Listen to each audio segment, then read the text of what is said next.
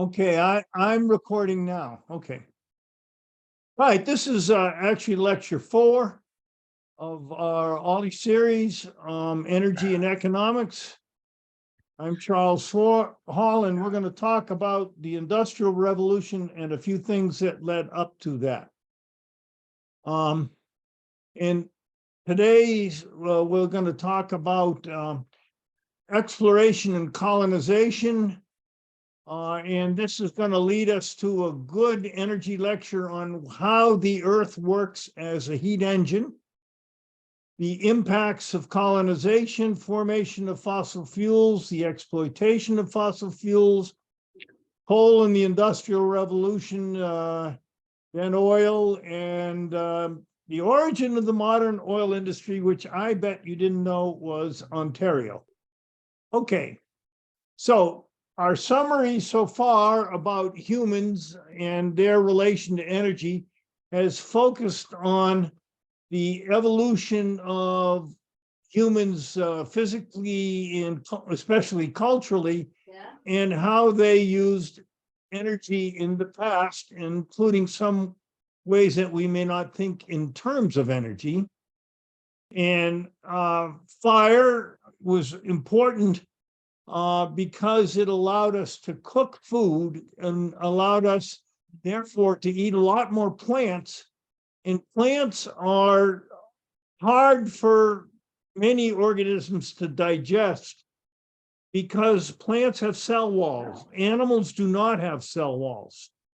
And so if many ruminants, cows and the like, have very complicated stomachs.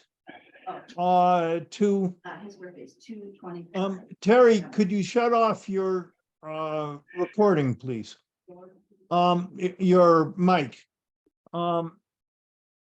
So the cows, for example, have to process their food with 4 stomachs and lots of bacteria over a lot of period of time. So if you're eating mostly plant foods, it's a pretty tough situation.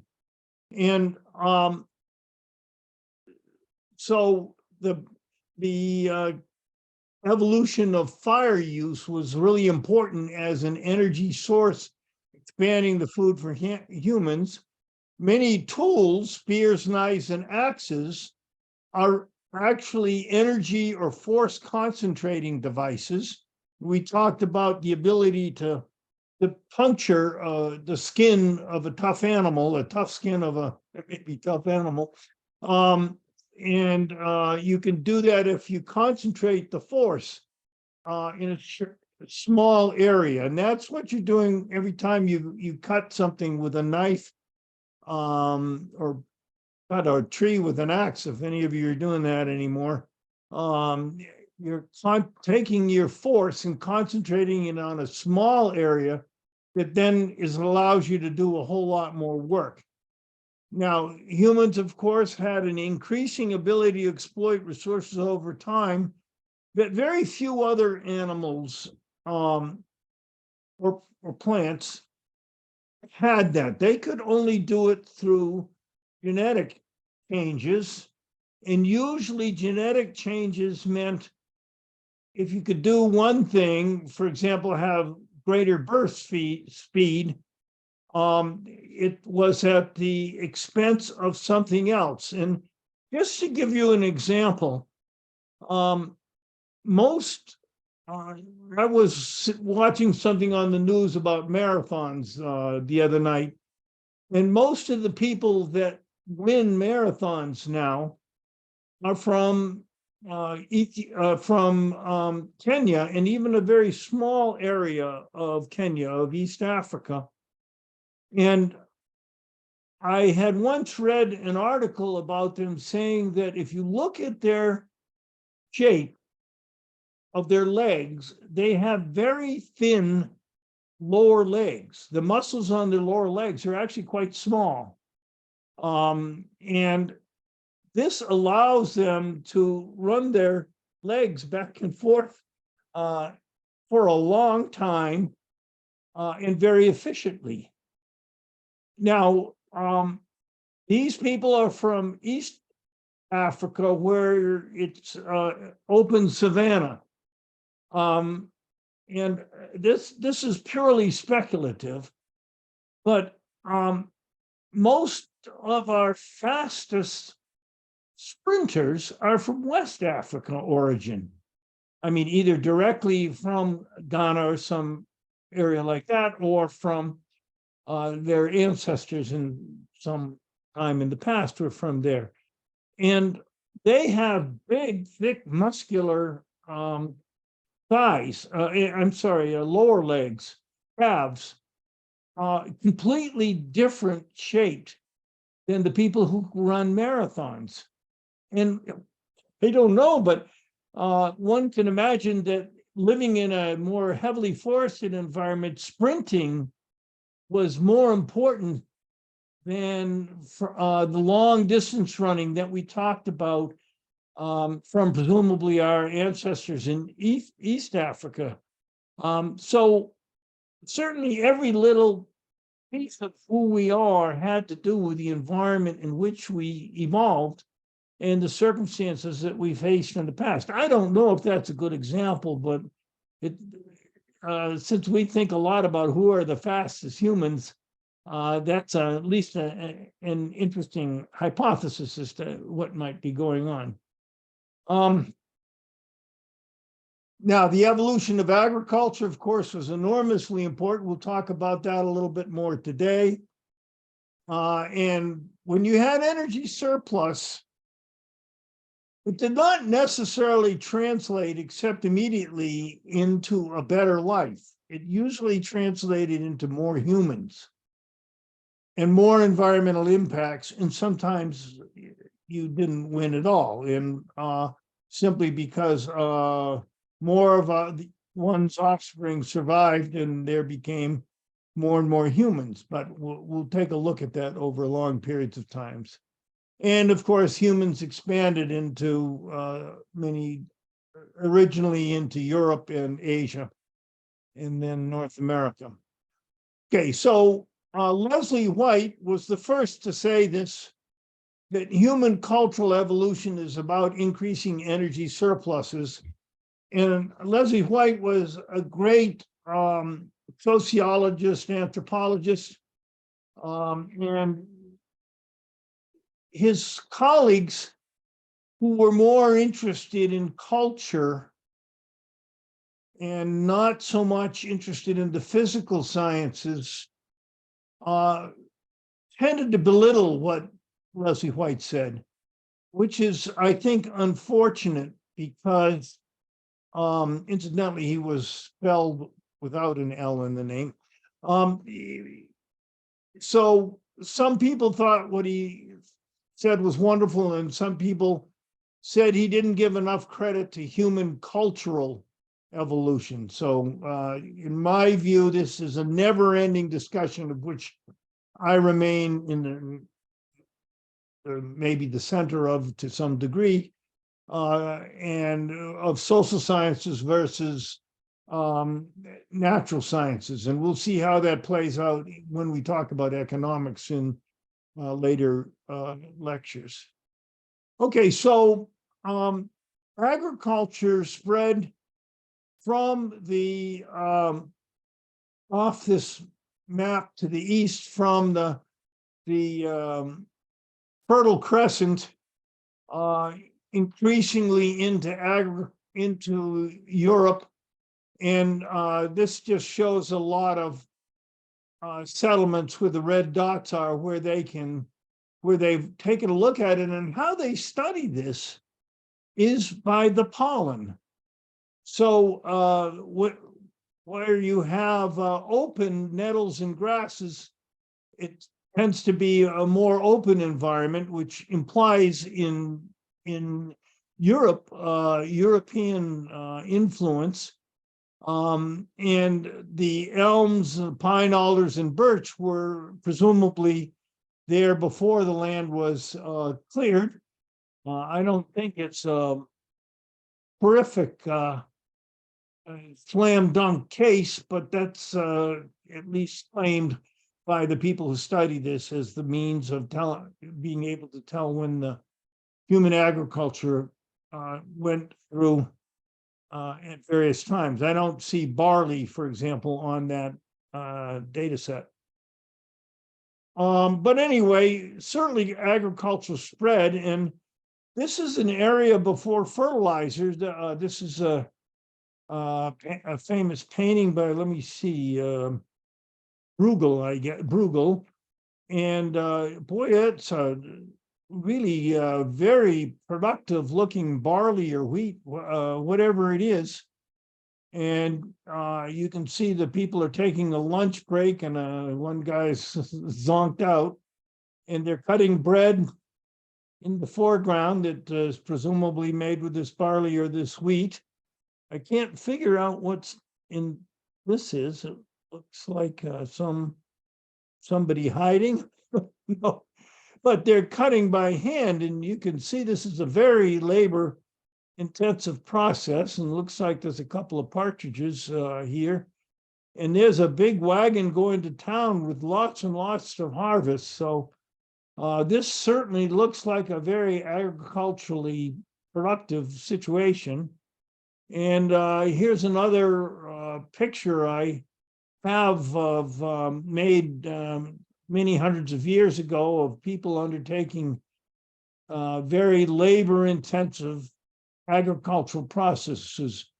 So you can see actually that most of human time, except for this noble who has a hawk and is hunting, most human time was very laboriously involved in dealing with agricultural issues. And so we would say that humans, the energy return on investments for humans was probably modest. We don't know, but I will give you an indication shortly of how we can figure that out in ancient times. But the problem with agriculture, it would wear out the soil. It's especially understood in England and Germany. And England, even they were so concerned about in 1800 or so, they were so concerned about the diminution of production in English fields that they passed laws requiring them to have more animals so they could get more manure. And also they would go to the battlefield of Waterloo. I guess that was a little later than 1800, and they would dig up the bones of the French soldiers and their horses and grind them up to get phosphorus and well, calcium, and I don't know what else was there to fertilize the tired English fields. So this was understood in a general sort of way. And then along came a guy named Justus Liebig, and this is something we learned in our first course in ecology, in Liebig's law of the minimum, that the element, the chemical element, and sometimes another factor, but a chemical element that's there least relative to the demands of the organism. And this turned out to be generally nitrogen, phosphorus, and potassium. So if these are in a ratio of nitrogen to phosphorus, about 16 or 18 to 1. So if you have 12 atoms of nitrogen to 1 of phosphorus, nitrogen is limiting because a plant needs at least around 16. So even though you need more nitrogen, you have to get the ratio right. And once people began to understand this and began to understand the nutrients in the soil, they were able to be much more efficient with their fertilizers because they could put on only the one that was limiting. The problem was there wasn't a lot of nitrogen available in general. All of South America, for example, is limited in phosphorus. Potassium is a bit more common around the world and can be gained, for example, from potash from chalk or the embers left from fires, the residues of fires. But the first thing that Europe did was they found that guano, bird shit, from islands, especially off of Peru, were very rich in nitrogen and phosphorus because of millennia of birds concentrating the nutrients from the fish they ate and depositing them on the soil. And so they started bringing in nitrogen from islands in the Pacific, and it was worthwhile bringing ships full all the way around the tip of South America and back to England to bring in the nitrogen. This nitrogen was also the basis of gunpowder. Gunpowder has actually less energy in it. A gram of gunpowder has only 1/5 the energy of a gram of sugar. But what makes it gunpowder, what makes it explosive, is that it has a reduced component, that is ammonia, and an oxidized component, that is nitrate. ATE on a word means oxygen containing, right next to each other. And if you give them a shock, they'll combine instantly with great force. And that's the basis of of gunpowder, and still is today. Nitro Express works because it has ammonia and nitrate right next to each other in the molecular structure, which can combine very quickly and explosively. So both gunpowder and fertilizer are nitrogen-based. In the Civil War, then good Confederate ladies would save their urine and dry it. And that was used by Confederates to make their gunpowder. It's quite a story if you really dig into it. Okay, now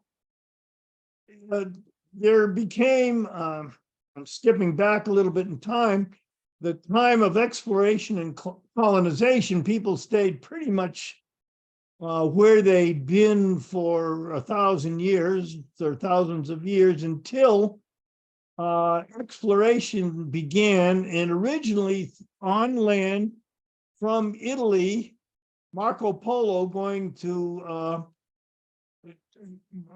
to China and seeing all this amazing stuff, a much more highly developed culture in many ways than Europe.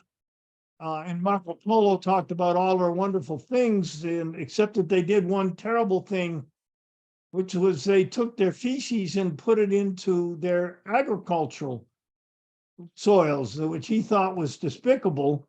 Meanwhile, of course, Italians and Europeans were taking their feces and putting it into the drinking water. So there's some irony there if anybody's into public health.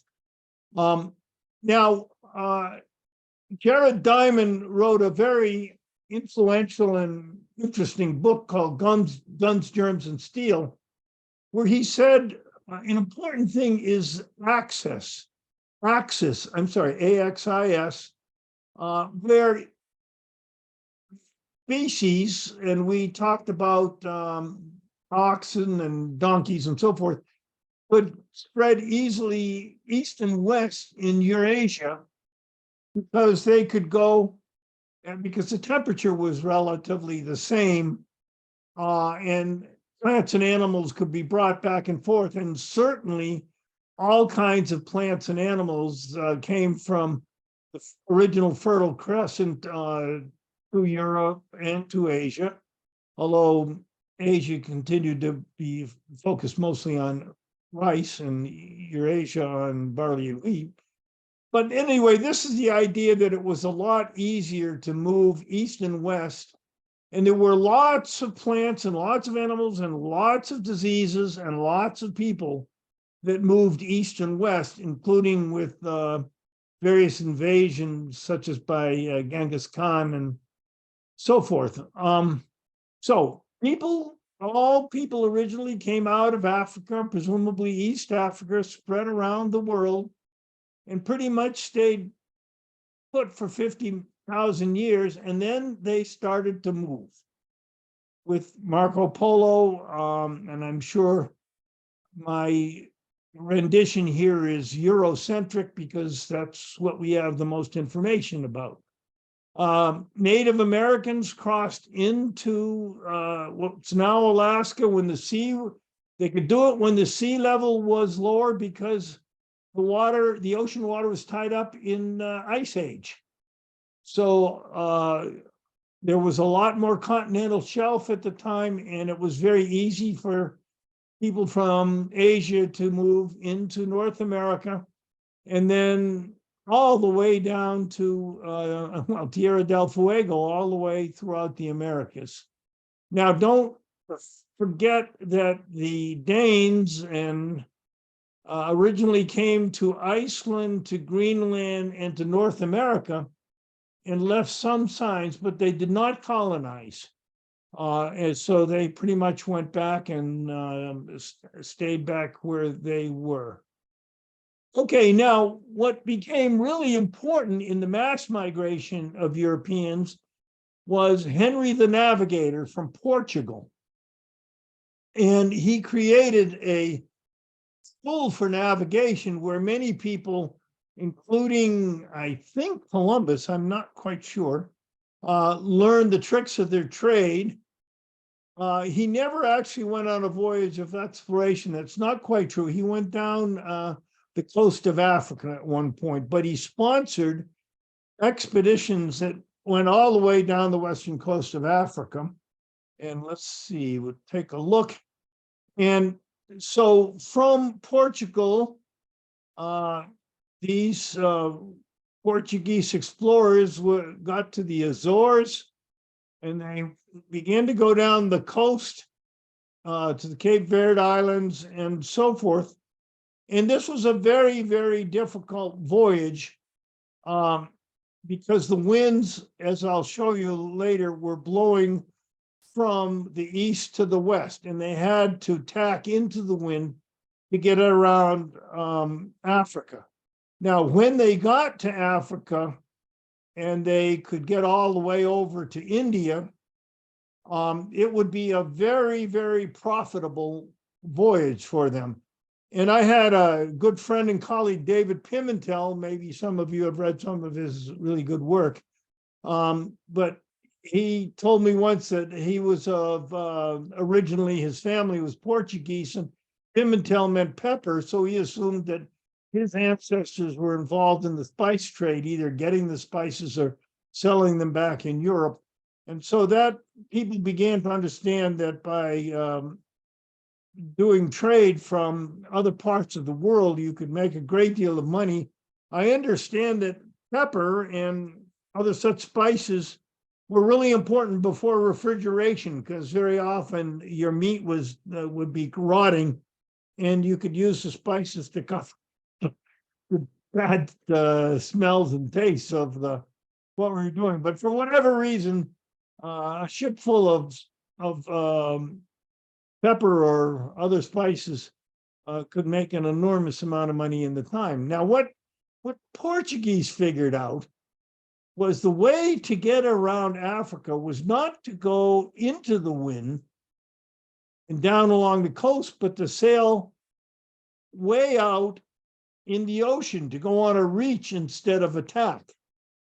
And then when you got far enough south, you'd hit the westerlies, and we'll talk about this. And you could get around Africa so much shorter, in so much shorter time. And so this began with Columbus, of course, and very soon many other people this war, this well, it was this war, this period of exploration with conquistadors or conquerors, all of course blessed by priests and so forth and so on. So the slaughter of present day people so that their souls could be saved. You can figure that one out if you want. I have no capacity to. And but they had a lot of problems in getting from Europe to the Americas. Now, one thing you should see is that where we are at 40 degrees or so is more or less at Rome. Europe is much warmer. So if you went from relatively warm or temperate England to the Americas, you'd be in Labrador. You'd be too cold to grow anything and to live much. I mean, unless you're an Eskimo, of course you can, but just fine. But and it was very hard to travel over to America. Now, just as an example, the Mayflower, this is the replica, and this is very near where I grew up. So I grew up inculcated with all this stuff. The Mayflower took 10 weeks to sail from England to Massachusetts. 10 miserable cold weeks. But it only took 3 weeks to sail back. And that's because of the prevailing westerlies, which also are the winds that bring us relatively temperate temperatures from the Pacific Ocean. So how does that work? So I'm going to take an excursion, an energy-based excursion, into how the Earth as a heat engine works. So the currents, incidentally, the winds blow the currents from the warm area of the Caribbean, more or less, up towards Europe. And that's why Europe is so much warmer at a given latitude. And this, of course, is called the Gulf Stream. And eventually, the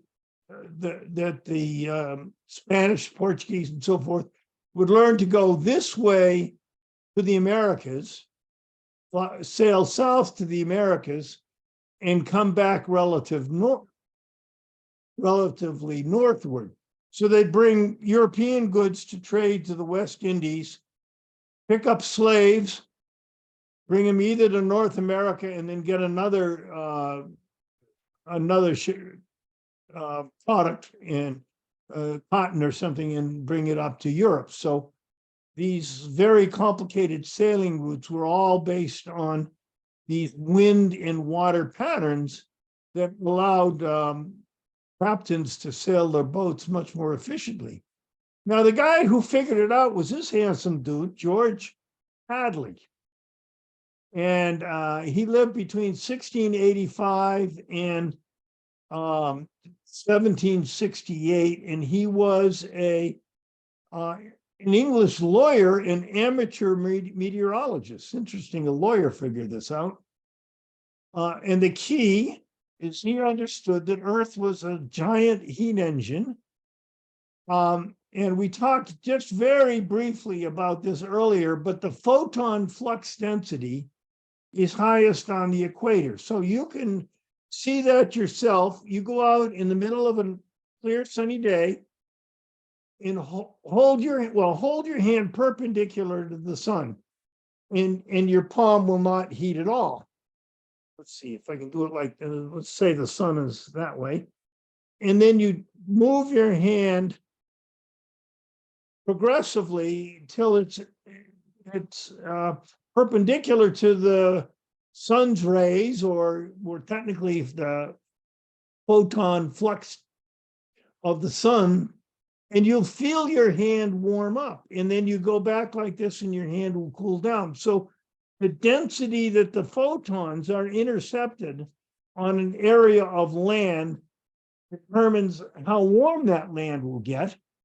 And so here at the equator, where on average, the heat flux is largest, the air warms up and it rises and you get clouds, and you look at where the equator is. And incidentally, we have to talk now about the thermal equator, which means the part of the earth that at that time of year between the Tropic of Capricorn and the Tropic of Cancer, Tropic of Cancer to the north, Tropic of Capricorn to the south. That's the extent that the sun is directly overhead relative to the earth, 23.5 degrees north and 23.5 degrees south. In that period, the sun will be overhead for at least 1 hour a year. And so this whole machine of the warmest air rising at that point, because warm air rises amongst cooler air, and that brings air masses upward. And as they go away from the surface, they cool because there's less less thermal energy supplied from the photons striking the earth. And they create a high pressure area above the equator that pushes the air masses north and south till they cool enough to fall towards the earth. And this they do at 30 degrees north and 30 degrees south. So what you have is the sun driving this engine of moving air masses around and greatly influencing the distribution of water. So on the equator, you get tropical rainforests where it rains every month of the year. Sun passes over twice. And then the sun goes up to about just south of Florida, and the whole process will move northward and southward. So in summertime, June 21st, this whole process is taking place just south of Florida, Mexico City, and so forth. And then in the winter, the whole process is taking place down in the very north of Argentina.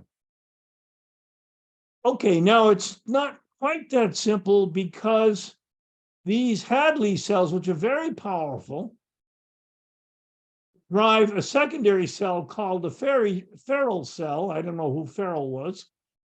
And then a third cell that are called Easterlies after Mr. Easterly. I don't think so. But anyway, and what that means is on the Earth's surface, the air is moving from 30 degrees north, which is a high pressure area because the air is descending there and piling up, pushing the air towards the equator. And then as such, these air masses are going from 30 north to the equator, but there's another trick, and it's the Coriolis effect. So the Coriolis effect means that the Earth is spinning into the winds. The equator has to go 25,000 miles in a day. The 30 degrees has to go something like 18,000 miles a day. So the equatorial areas are spinning into the wind that maintains the mass, maintains the momentum from 30 degrees north. The Earth is spinning into that wind, and that generates the trade winds. They're called trade winds because that was the Spanish and Portuguese found out the winds that were most favorable for trade. Now, the Ferrel cell going in the other direction generates westerlies. So a slower Earth is spinning into faster air from 30 degrees. And that's why our wind here in Oregon comes from the west. In the east, you get the same thing to a smaller degree. It's a little bit more funnel systems as the further you go north. But that's basically how we get the most important wind patterns and moisture patterns on the Earth, because of the Hadley cells and the secondary cells that they run. And I think the whole thing is quite fascinating. So, and it was very important to humans. Well, it's very important to humans today, and the distribution of vegetation. That's why there's a big, thick rainforest in the coast of Oregon, and then it gets progressively drier as you go east. The air masses are forced to rise up over the mountains and get colder and drop their moisture, and they come down the other side. They're relatively dry, and they pick up moisture from the land, and that's why we have deserts in eastern Oregon. Okay, so here again are the main patterns looked at from the whole world. And here we are about here.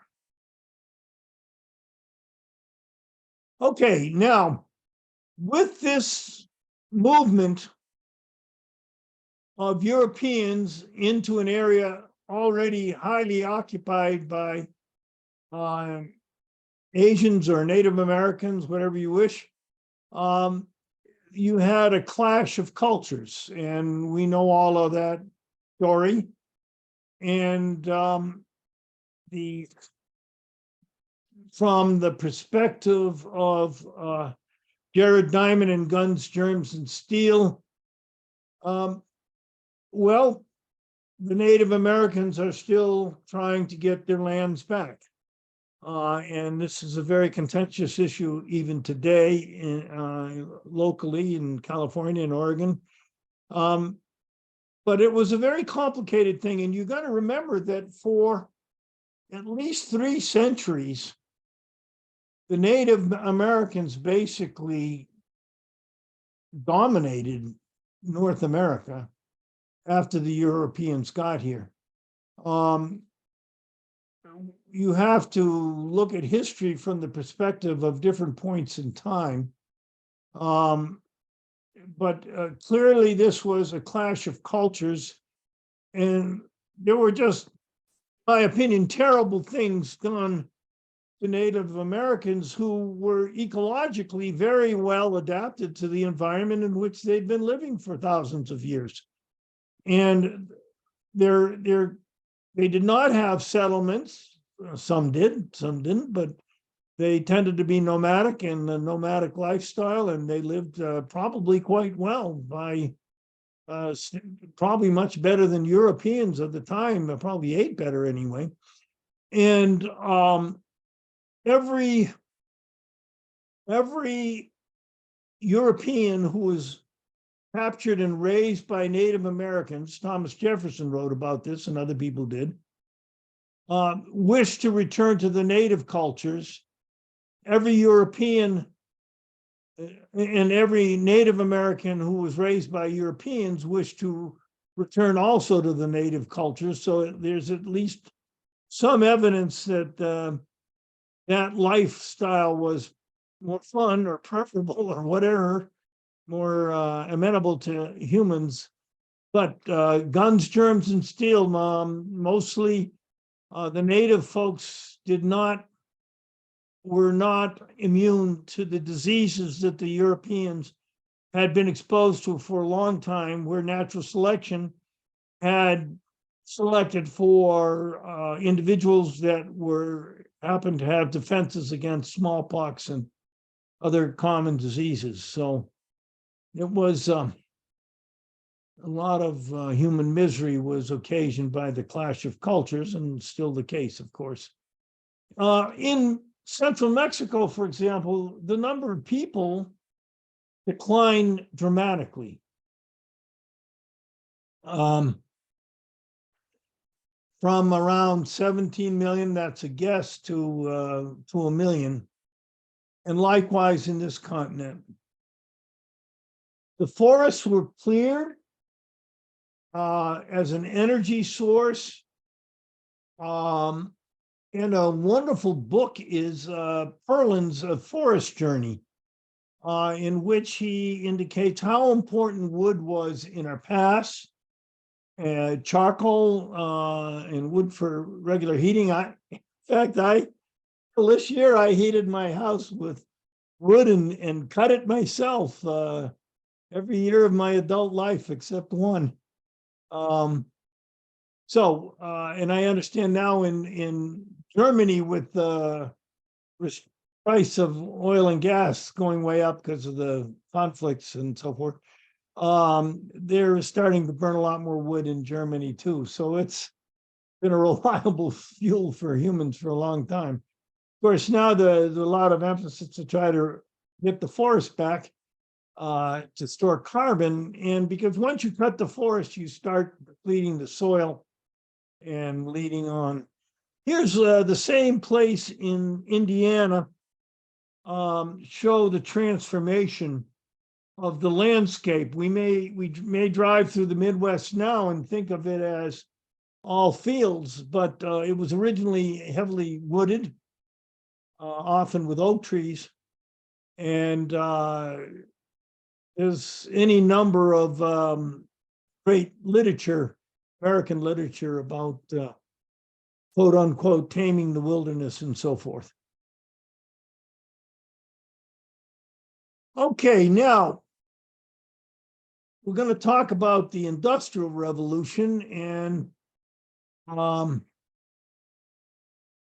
here are a few pictures just indicating how coal mines operated. So there's a hole that goes up to the surface, and a basket is being lowered, and all these men seen here are picking coal out of the ground, leaving pillars so that the roof did not collapse upon them, except when it did. Horses were underground with carts to carry the coal from one place to another. And it was quite a scene, I would think. Children were often used in narrow spaces, and women were sometimes coal miners. So I don't know if they did that by choice or were forced to do it or what, but anyway, lots of people were involved in digging coal out of the ground, and it was fueled by Watt's steam engine.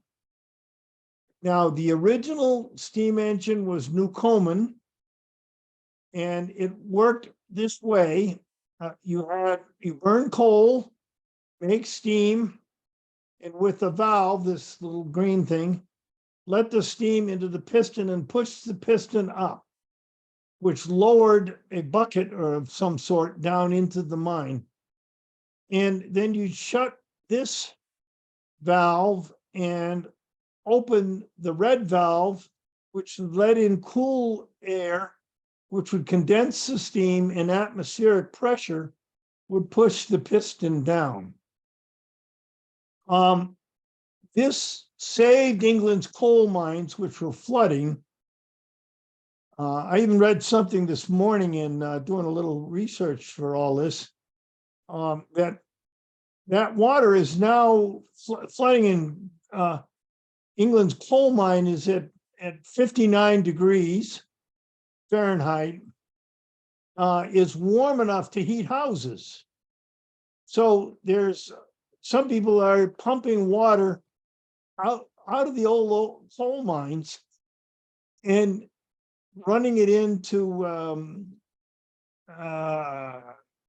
factories or storage places, and using that relatively warm water to heat the spaces. Okay, now James Watt met every Thursday with a series of other very clever English-Scottish guys, and they were guys, I guess, including Wilkinson. Now you can still get a Wilkinson razor. And Wilkinson was one of the first guys, along with Darby, to figure out making iron. And James Watt originally could not get steam engine to work, his steam engine, to work because he couldn't make cylinders round enough. He couldn't buy cylinders round enough. And so it was Wilkinson who met, and this was all part of what was called the Enlightenment. And the Enlightenment was an English and Scottish, maybe Scottish especially, and also French movement of sort of overpowering the old horrific structure of society that was very conservative and very much based on the church, originally the Catholic Church and then the English Church, and the old aristocracy and the old landowners and all of that stuff. So this idea of the Enlightenment was that we could use science and the scientific method to find things out. For example, whether the sun went around the earth or the earth went around the sun, or how to do something. Now, the trick Watt's engine is that he had push rods that were, I can't quite figure it out from this diagram, so I'm going to found a better one. But there's two tricks here. One is this device here, which I'll show you a better example of, that allowed the steam to be used on both sides of the piston. And the other was this governor, which could let the device run at a given speed. Okay, so here is a picture. It's no longer automatic, but there's a slider that's driven by the machine itself that moves the steam coming in from the top, either to this side of the piston, or when the piston is over at the other side, the slider goes back and the steam will come to this side of the piston, and the exhaust, the blue, will likewise go out from first this side and that side. And that was the trick, the Watt steam engine, and it was amazing. And so here's an original Watt steam engine, cast in stone, I guess. I don't know quite how it works, but this rocker then would run the device that would move the steam in one end and then the other end of the pump. And these were big things. And then people came along and attached with these overhead pulleys to straps to run looms. And these were very dangerous. It took them a long time to figure out just to put a simple metal cover over the belts, because people's arms and legs got caught in the belts or the gears.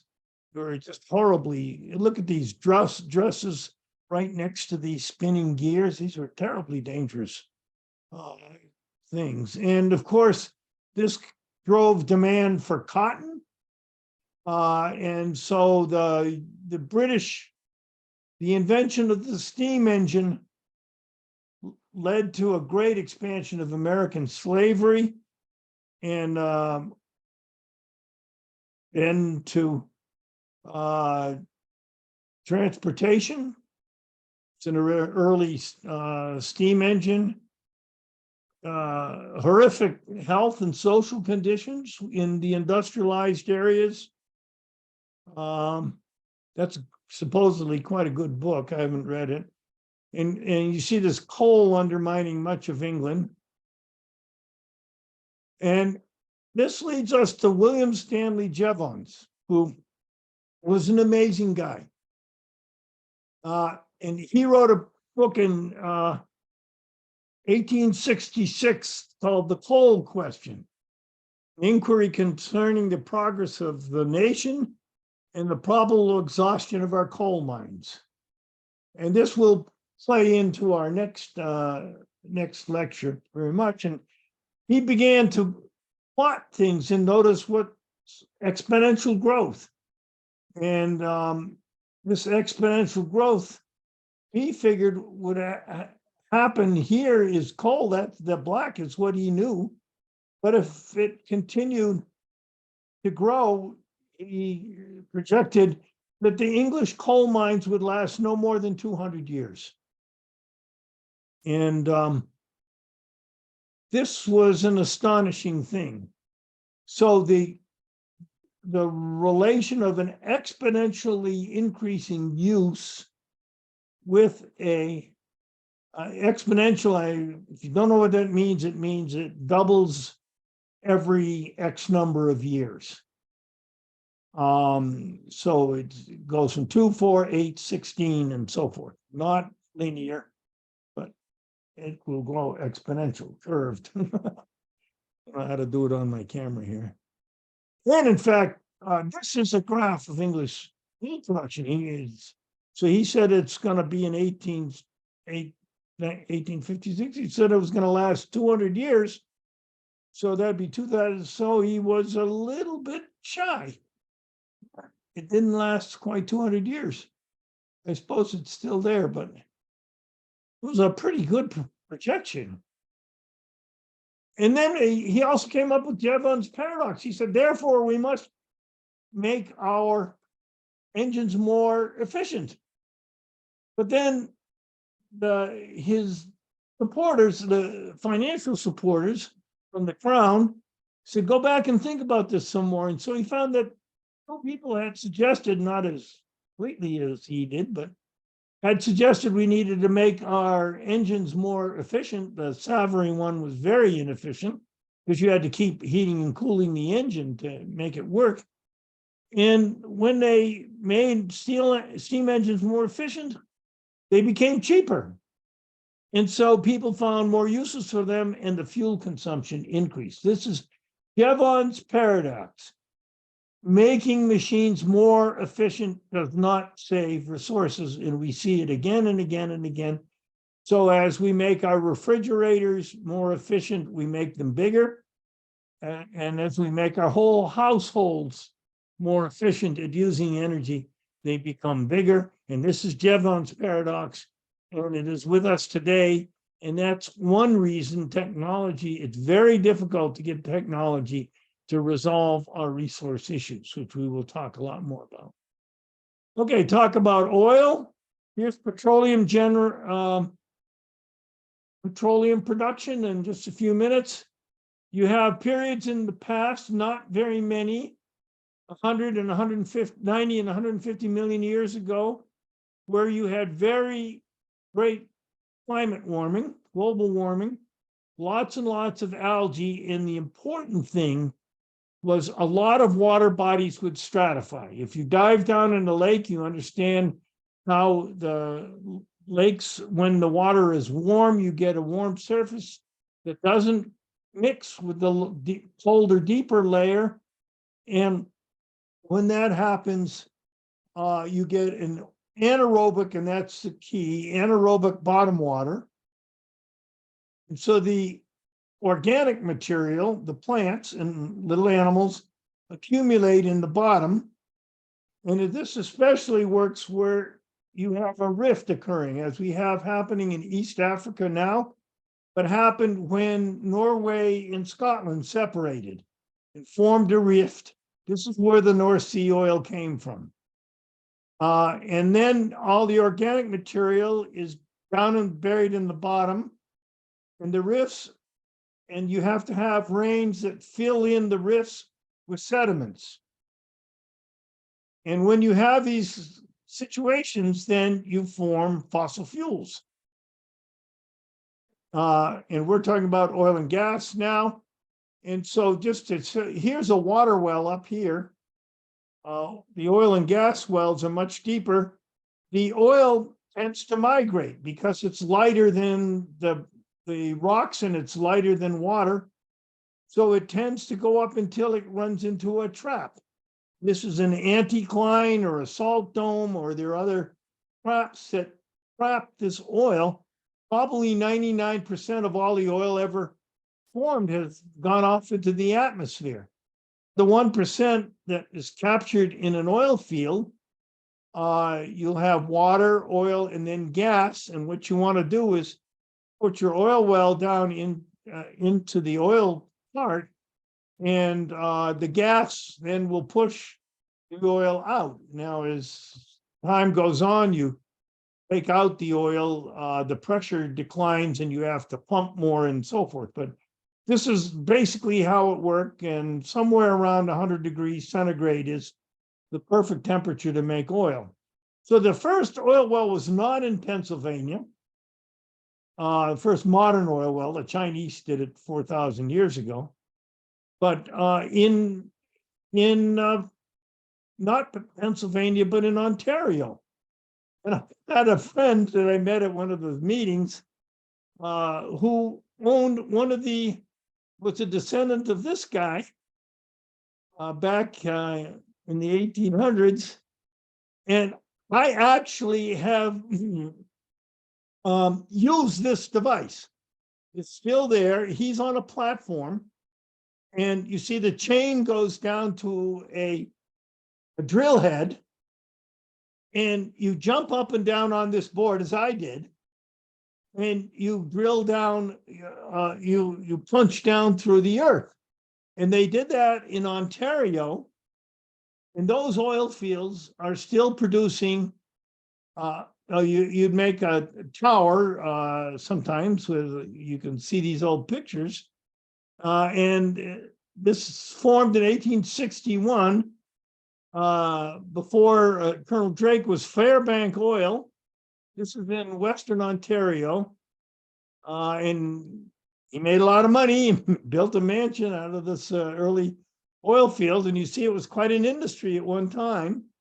And this guy, Charlie Fairbank, was my friend. And here he is. And he's got various oil.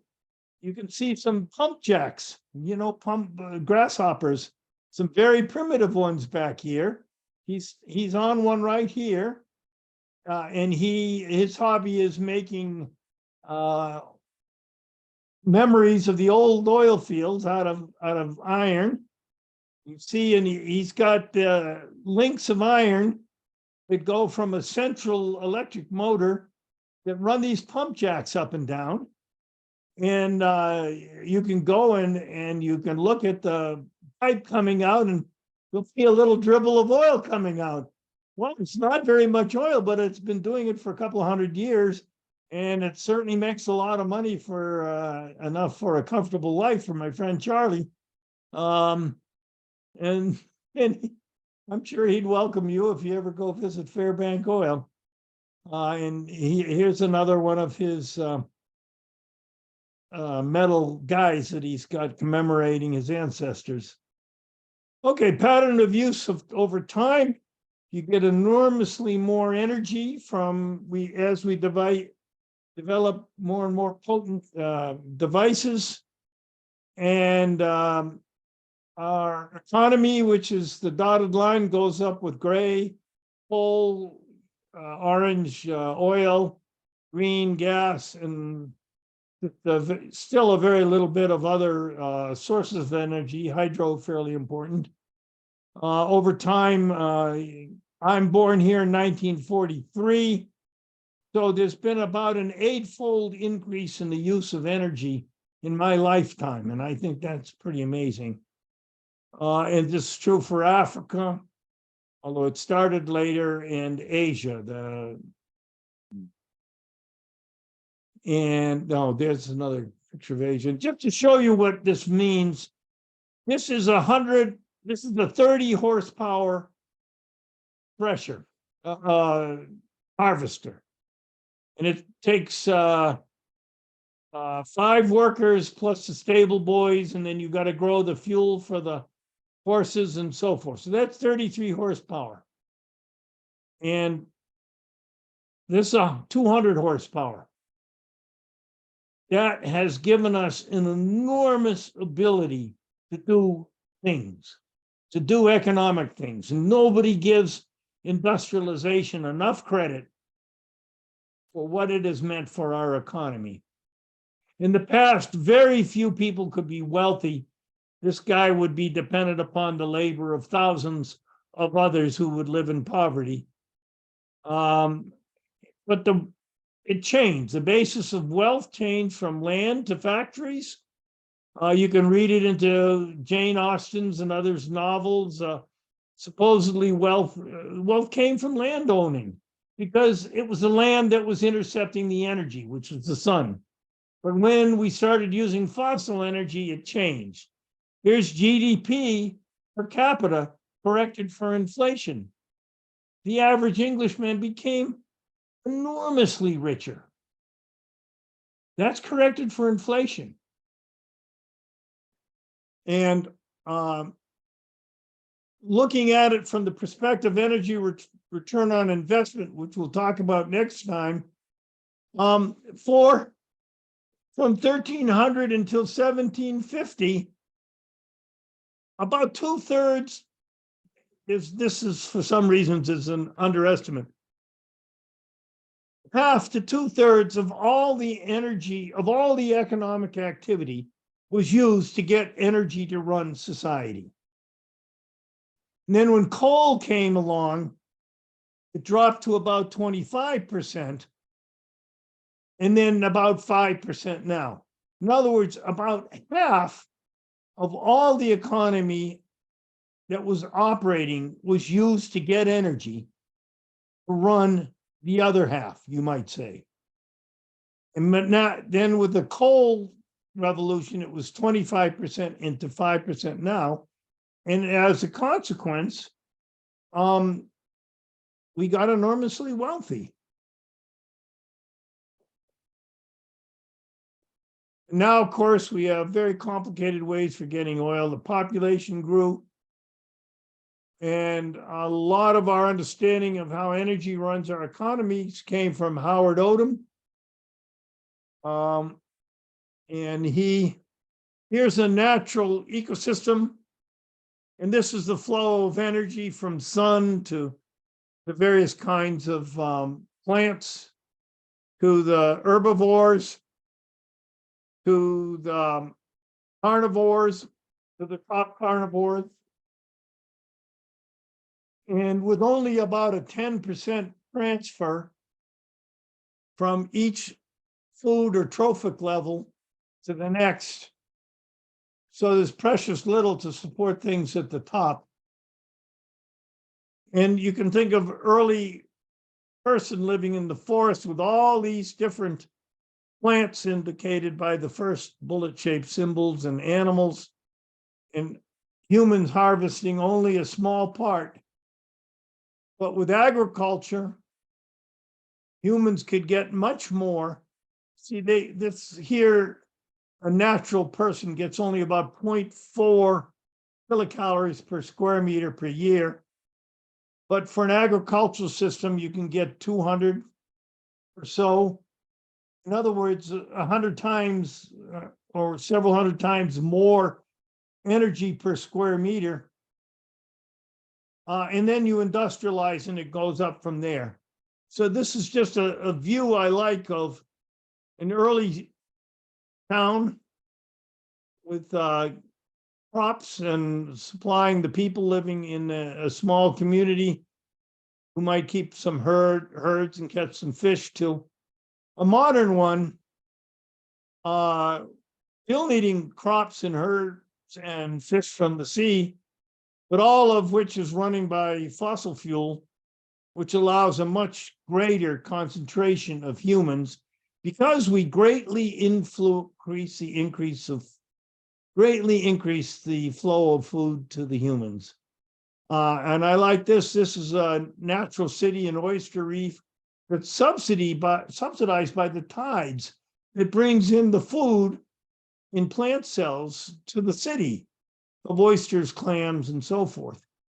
And that's like a modern city where the air currents disperse, like the tides disperse the heat and waste, and the energy comes in the fossil fuels. That's a subsidy to maintain this very concentrated city, including the incredibly concentrated cities of today. And with a much greater energy flow because we're using fossil energy. And likewise, we we subsidize our beef production with fossil energy. Pastures, I mean, they still have to eat the same, but you get much greater yields. And finally, if you look at the efficiency of going from the sun to plants to geological work to power plants and so forth, the huge loss of energy from the second law at each of these steps, ending up with the enormous amount of energy we humans take, still requires this enormous food chain producing the energy that we use. And here we are. Okay, so that's my lecture for today. I'm just going to, let's see, I ran over a little bit, so I'm just going to stay here, and anybody can take a break if you want. You can turn on your mics. Let's see, I'm going to stop my screen sharing. I'm still recording, which I want to do, and I'm hoping that we're going to have some folks that are going to be asking questions.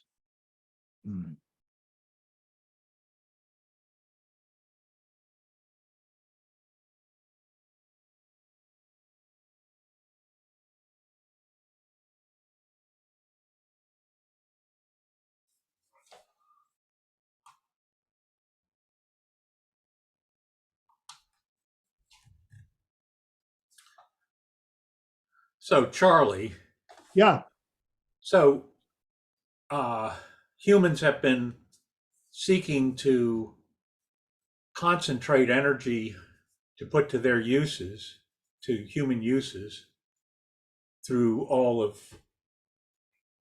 human history. And how was that connected to our evolution? You know, we've been really trying to grab as much energy as we can per capita. well, first of all, let's take the long view of human history. And the long view, of any animal, plant too, I suppose. What have we been selected for? And as I used to say to my freshmen, that we've been selected to be horny and acquisitive. I'd start my evolution. I would actually just blow them out of the water, because I'd start my evolution history lecture by saying, "Oh, I feel pretty horny this morning. How many of you feel horny?" There's a class of 120 kids, and one or two guys, and I'd say, "Well, how about since yesterday this time?" A few more hands would go up, and said, "Well, how about in the last week?" And pretty soon the students are embarrassed not to hold their hand up.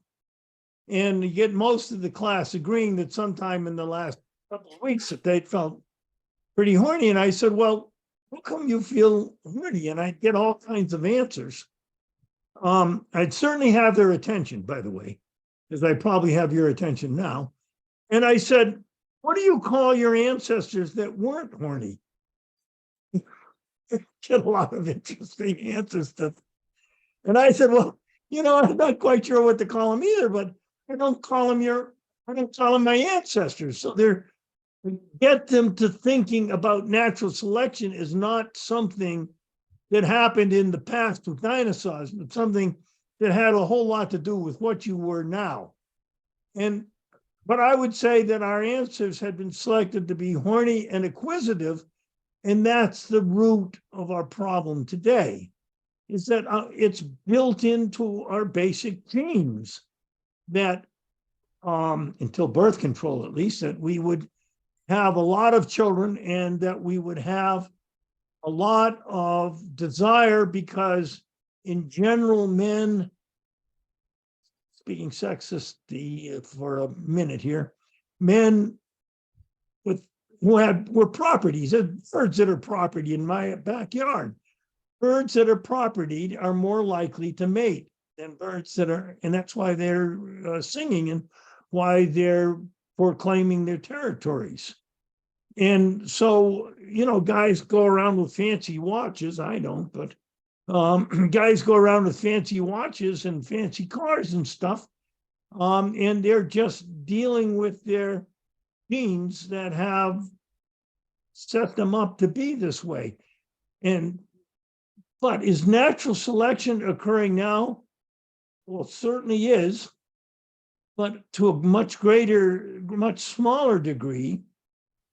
And I've thought about this in the past, and I'm thinking that our inner city kids are probably much fitter than the children of most of us, because they are still much more subjected to natural selection. Their death rate is much higher, which I do not approve of. I'm just trying to state it. So is natural selection occurring now? Of course it is. But you got to realize, to have natural selection, you have to have two things. You have to have whatever you're talking about, whatever critter you're talking about, species you're talking about, you have to have them dying and you have to have them surviving. And we have a much higher percentage surviving. I would ask my freshman classes, how many of them would be alive without modern medicine, and about a bigger half would raise their hands. So presumably without modern medicine, there would have been a lot more natural selection on those people in my classes than would otherwise be the case. So yes, natural selection is still working now. No, it is not working as powerfully, which has allowed our population to expand so much. And here we are. I don't know if that's the answer, but I think it is. No, that's a lot of room for thought. I don't know. Do you have kids, Paul? Yeah, I got two boys. And would they be alive today without modern medicine? I think so, but No. under natural conditions, very few survived, right? Well, the thing is, we don't know what the future environment's going to be. Yeah. And how long are you talking about? And we're gonna talk about this a little bit. It's not entirely a pleasant situation. My youngest is 30. Well, he's made it to reproductive age. Yes, and he has reproduced, in fact. Well, there you go. Your genes still survive. Yeah. I chose not to reproduce. I know. I was very careful. To my knowledge, have no children. Let's have a few hands up.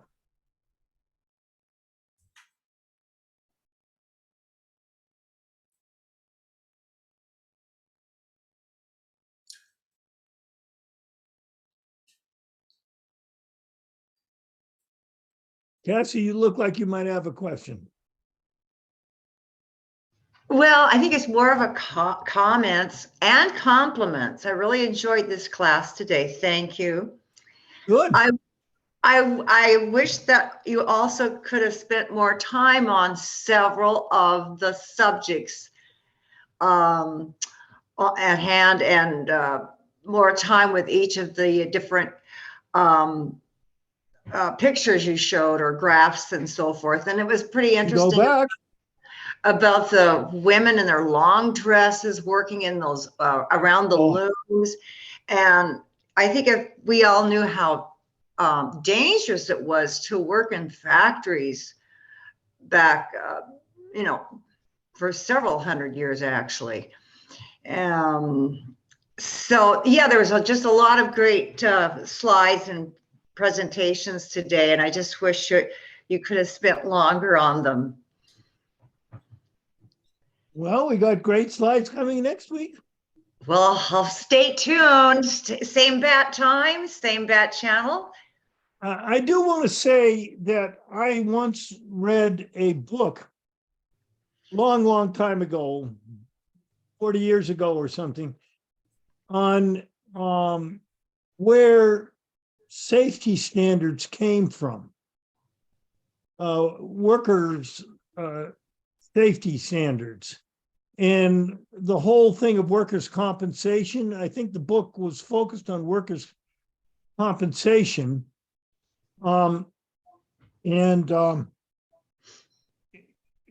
Because in the old days, if you were hurt in a mill, and you lost the use of an arm or whatever, you would be fired because you weren't producing.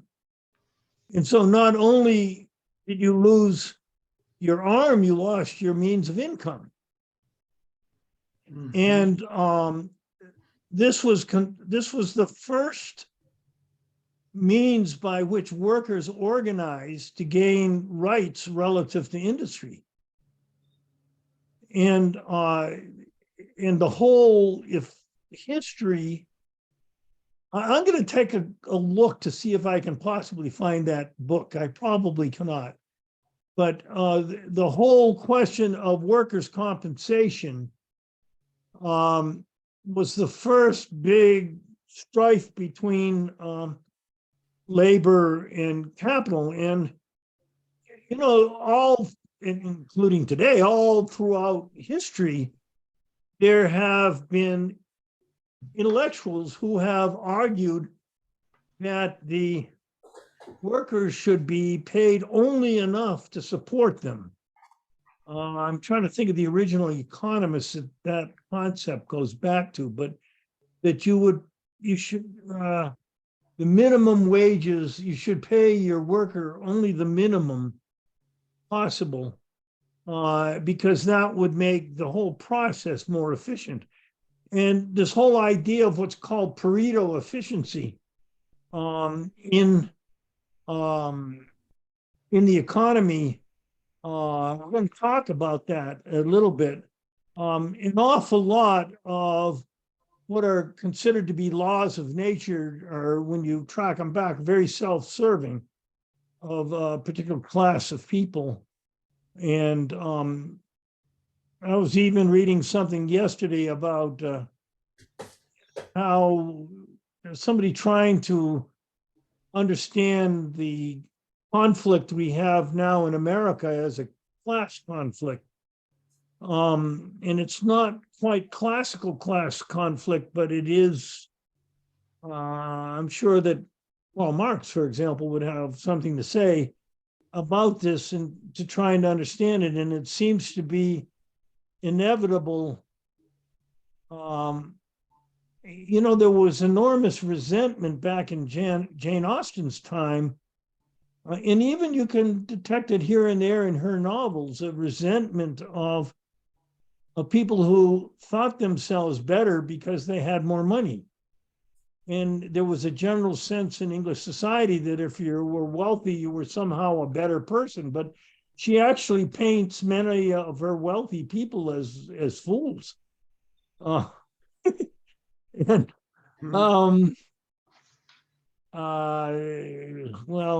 well, we have this same dichotomy at work today in our legislature. There's a strong resistance to raising the minimum wage in Louisiana from $7.25 an hour to something more, more in tune with the times.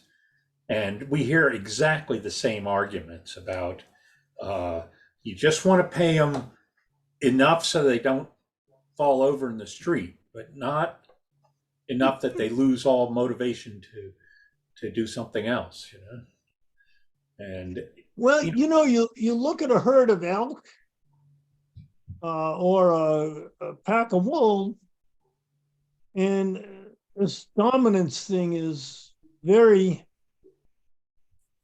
very that much there. And never ceases, it seems. It seems I think as a biologist, as an ecologist, that we don't think enough about the social contract. That I really do think that there is improvement of the conditions of natural selection through a social contract. And the social contract is fundamentally is that you and I might both want the same woman, but we've agreed not to hit each other on the head to gain each other's, because the cost is greater than the gain. And that's the basis of the social contract, and it's extended out from there. And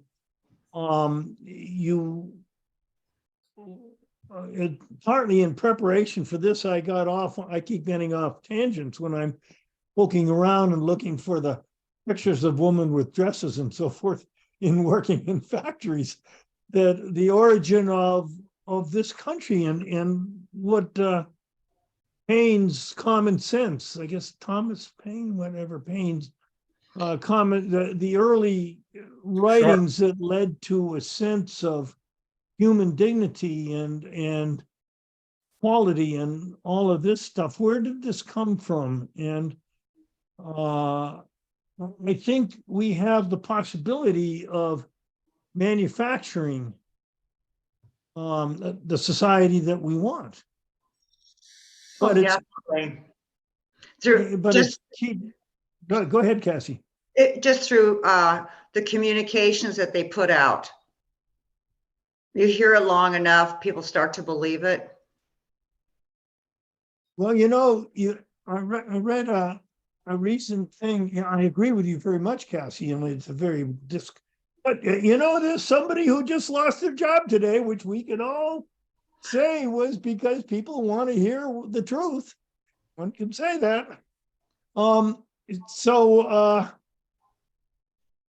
But I read just the New Yorker had an article about Sam Adams, who's we think of as a brewmaster, but actually was a malt maker, and not a very good one, by the way. That he and how the ideas for the American Revolution came to be, and they came because people thought about it. Thomas Paine and Thomas Jefferson and Ben Franklin and so forth, because people thought about what they wanted. And I think that's still very much the case. Now, Cassie, when we get into a little further into the course, then we're going to, just as natural selection is always bumping up against limits. So as I said today, the conditions are favorable, an a species expands, but they begin to overuse their resource, or the predators key in on them or whatever. And this seems to happen again and again in the natural world. And so part of the problem that we face is, what kind of society can we build with the constraints that I'm going to talk about? Very simple ones, how much oil is left and so forth. Is it possible to make a transition to solar and so forth? So I'm leaving the last session open, but I'm really nervous because you people don't ask very many questions. I never had so few questions when I've been teaching. Okay, here's another one, right? Somebody else put their hands up while you're thinking about this. Go ahead, Cassie. So part of this could play out to AI and the use of robotics, because they're really thinking, society pretty soon will not be working. Humans won't be working as much, for sure. Which I think will be really bad. Yeah, we'll really get fat and sloppy. And out of shape. Yeah, and psychologically unmoored. I think work gives almost everybody a psychological mooring. Yes. Even I, about to be age 80 next week, is find this preparing for this class. It gives me, well, I'm still do write papers and stuff too, but this is psychologically mooring for me, and so I think it is for other people as well. Indeed. Yeah. Diane, Christy, Dennis, Gloria, Bob, Terry, say something. Kathleen, raise a hand. Get used to it. Help me for my last class. We need their energy. They're disappearing. I think you put them on the spot. They got stage fright. Ah, Hi, there's Diane. No, here she is. Well, I think I don't have many questions because I loved your presentation today. I loved especially about how the energy of the earth is the heat pump. I had never really understood completely all the trade winds and things, so that was fantastic. So yeah, I don't have questions because you did such a great job. Well, thank you very much. Thank you. Are you in Ashland?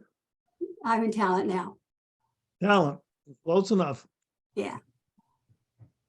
For the suburb. Ashland, I don't know. Of Medford, I don't know. I never thought of it. I've only lived here for a year, so I don't have a good. I come from Montana. What do we know? I lived in Ashland for 10 years and then we made the move to Talent because I get more sunshine here. It's nice. I often think there's a little bowl of sunshine because the mountains around us all have an orographic clouds. The orographic clouds mean clouds that are generated by air masses being pushed up mountains. But we're in almost a little cloud-free zone, or Yeah. lower clouds. There's plenty of clouds here, but not as many. And a rain shadow, yeah, Mhm. which I like. So Right. you've only been here for 1 year so far? Yes, a little So more. Mhm. So you're going to have, a lot of wonderful streams and rivers to explore. Yes, yes, I'm doing that. Although I don't like, I miss Montana. The rivers in Montana were magnificent but yes, there's a lot of beautiful rivers here. And I like to fish, and my wife and I, we were going to go this week, but then she's got to finish her ollie classes. So we're going to go next week, and I got some special places I want to look into a little bit to the east. So I'm looking forward to that. What would Great. you like to hear more of? You like the heat engine, so and the trade winds, and you like the women working in dresses and all of that. Well, I I really noticed the didn't like mine woman looked a little more, the women working in the mines looked like they were wearing their Oshkosh by gosh pants, So they were a little more practical. I think a lot of it is a class thing, and it isn't just those women obviously were not upper class in the dresses, No. but they wanted to be as respectable looking as possible.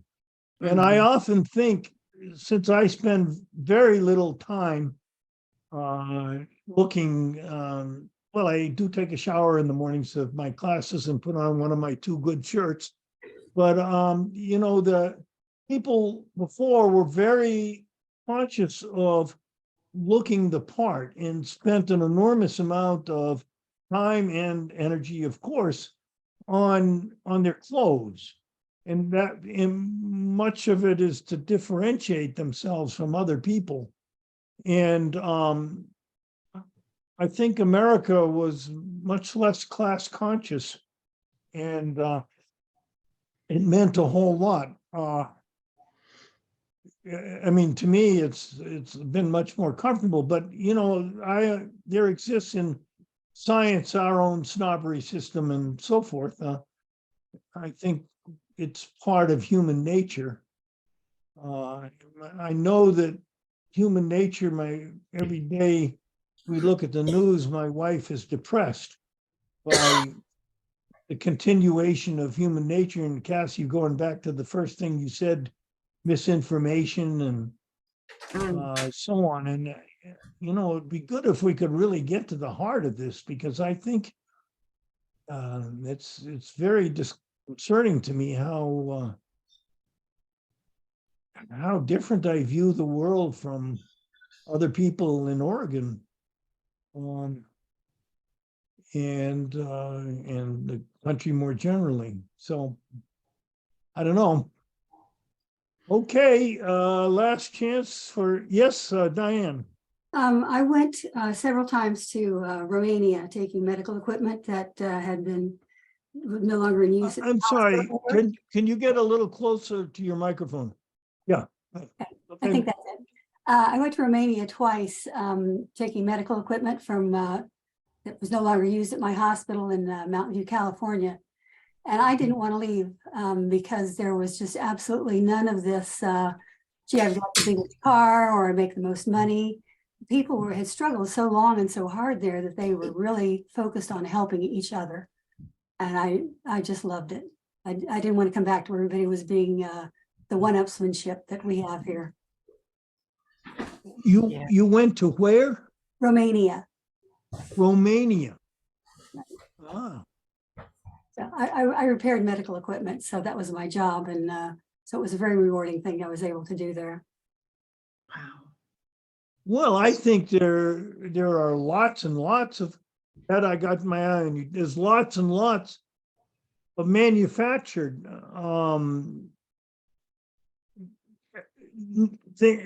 status, and I think advertisements are full of it.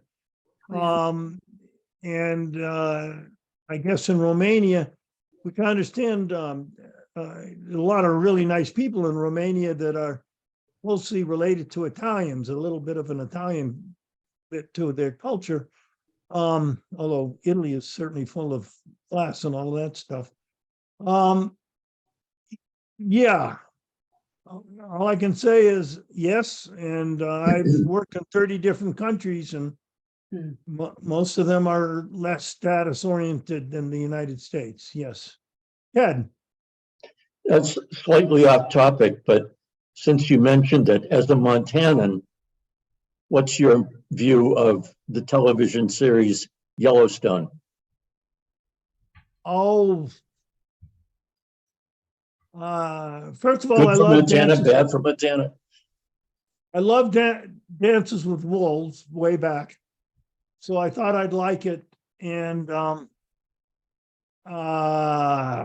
then my wife and I watched about 3 of sessions, and it didn't quite ring true. And we prefer the real Montana, so I guess I don't have any opinion because I haven't watched it for 2 years, so I don't know. I mean, I like English television, British television, The BBC, yeah, the sitcoms. or whatever. I got a All list of creatures, favorites. great and small. Pardon me? Oh, yeah. My wife especially loves that. Yeah. Charlie, I guess one thing is you have this Dropbox with additional materials in it, and maybe at the beginning of the next lecture we could kind of get introduced to how we should use that. Well, let me tell you the question I have. I'd love to get this lecture series available to the world, and I wonder, and I think, right? I mean, the people, not everybody likes them, but the people who like them sometimes like it a lot. So, how do I do that? Okay, now what materials, Paul, do you think? Like Well, all you the have books I have? materials on the Dropbox, and I have to say, I haven't really explored it carefully. But is it all just? I can put my papers on there, but Well, they're I'm just kind of saying that academic. if there are, now you'll mention books when you are passing through. Yeah. Well, then I run into copyright things. No, well, I mean, but citations is Oh, not. what they are. Okay, good point. Good point. Yeah. 'Cause, Okay, you know, well, I'll have to review my slides and see what I can do. yeah, particularly Okay, about well, the, it's officially the end of our time. okay. And Cassie, I want you to keep asking questions, and you too, Diane. Well, I just loved how you did today. It was so much information. Just really appreciated it. Let me ask you this, should I give this again next year? And can each of you find at least one person to take it? I think so. Is that an idea? Should Yeah. I do the same class next year? Think about it. Well, especially since many of you are in a small area, you could develop a whole strata of educated people. Well, my wife, well, there's a lot of very educated people in Ashland because it's a university town and it's a culture-y town. They're mostly in the arts though, but which is fine with me. But my wife is looking for people to make a book club with her. Does anybody know a good book club?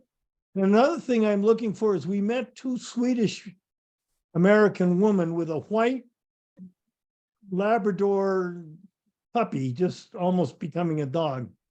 And my wife said, I'd love to form a book club with them. Anybody interested in the book club? And it wouldn't be about this stuff because my wife is sick of it. Does the dog read? I don't think. I don't know. Never can tell in Ashland. Oh, God. Well, at least you tell the truth. I've heard that there are several Gloria, people turn that, on your camera for a minute. And Kathleen, let me just say hi to you. I like seeing people. I don't know, maybe they're not. Okay, Charlie, I've got to run, but I Yeah. think I did a yeoman job of admitting people. So Hi, Kathleen. by the way, Everybody's happy I've to see heard that you. there are several educated people in Phoenix and Talent in Medford. Absolutely. When I say Ashland, I mean the region, yeah. And just because they're educated doesn't mean they're smart. True indeed. Oh, yeah. And people are interested in, we have a lot more artsy folks in this region, I think, than sciencey folks, but I'm trying to give a science that's a little bit artsy, so a little bit Oh. artsy fartsy. no, it's very refreshing, even for a scientist. It's refreshing. Okay. Okay, well, remember the first book I read in college was Two Cultures, so we're doing something to kind of bring them together. Okay, well, over and out till next week, and Bye. I assume nobody had any problem, but there's a few less people than the one person I know is in Hawaii. So, Well, you had I think 18 at the 19. peak, so that's not bad. well, we had been 28 at one point, so Okay. I don't know, but maybe people are looking at them at a more convenient time on my on the other. Do you people know each No doubt. other? Oh, they were just a bunch of strangers, huh? Okay, Well, we're getting to know each other. yeah. Thanks, Charlie. Thank Thanks. you. Very, Okay, bye, very Ken. interesting, fascinating. Okay, good. I think so. Bye bye. We'll see you next week, Charlie. Okay.